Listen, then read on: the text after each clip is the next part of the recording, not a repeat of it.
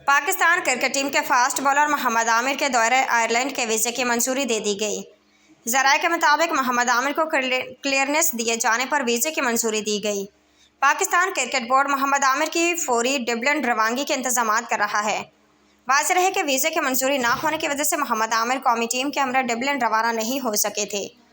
ज़राए का कहना है कि पाकिस्तान क्रिकेट बोर्ड ने मोहम्मद आमिर के वीज़े के इजरा में ताख़ीर के मामले को उठाया था।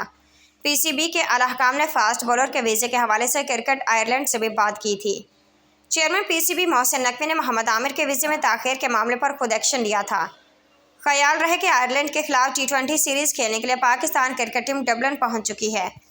पाकिस्तान और आयरलैंड के दरमियान T20 इंटरनेशनल्स 10, 12 और 14 मई को डबलिन में खेले जाएंगे।